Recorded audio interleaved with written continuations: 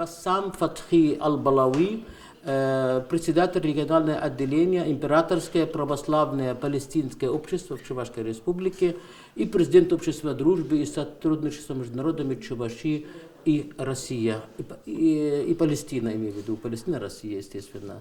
Сегодня мы открываем юбилейную 125-ю выставку в вашем замечательном районе, который я посещаю первый раз в жизни.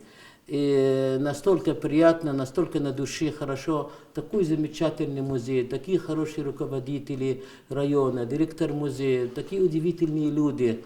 У меня настолько тепло на душе. И в чем еще важность этой выставки, что здесь уникальные картины мировых художников. Это даже многих городов еще не было эта выставка. Поэтому это просто сокровище для вашего района, что в нем пришла такая выставка. Сама Палестина перед Новым годом, перед Рождеством приехала к вам сюда. И все ваши горожане, все ваши жители могут навестить, посмотреть и узнать поближе, потрогать, узнать, увидеть Палестину поближе. Наша цель – это посыл к миру, дружба.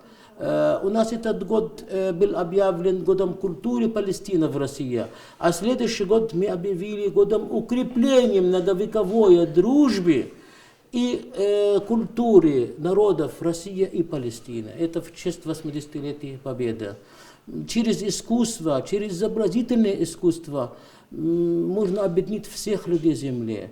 Вот если даже здесь в мире, вы знаете, есть 5000 языков. Любой человек может прийти, посмотреть картину и понять, не надо переводчика даже ему. Понимаете? Значит, культура, изобразительное искусство объединяет людей. И надо воспитывать поколение на любви к родине, к патриотизму, чтобы жители России все-таки взяли пример с их великих отцов, великих дедов. Ведь я сегодня рассказывал, что 1/8 часть земного шара суши находится на территории России. То есть жители России асфальтируют 1/8 часть земного шара. Это меньше 2% жителей Земли асфальтируют. Это великие люди. Это, понимаете, люди узнают через изобразительное искусство ценность жизни. Она сближает людей, она заставляет их любить жизнь. А что нам нужно в этой жизни? Надо оставить для наших детей, наших будущих поколений свет, по которому должны идти. Свет – это дружба, это любви, это милосердие. Если мы не будем защищать их право жить, развиваться, тогда вообще зачем мы существуем? Мы не имеем права покидать жизни, не оставив добрый свет и след, по которому пойдут новые поколения. Иначе мы просто присутствовали как сорняки и не имели права вообще жить. Поэтому всегда говорю, если у человека чувствует боль, то он живой. А если он чувствует чужая боль, то он человек, настоящий человек. Понимаете? Без этого не должно быть. Вот я вспоминаю, дальше расскажу о Нельсон Манделе, когда сидел 27 лет в тюрьме. За что? Нельсон Мандела из Южной Африки, чтобы иметь право, чтобы черный ходил в те же школах, где белый, в том же кафе, в котором ходит белый, в том же туалете, в том же больнице, чтобы имел право в той же улице ходить.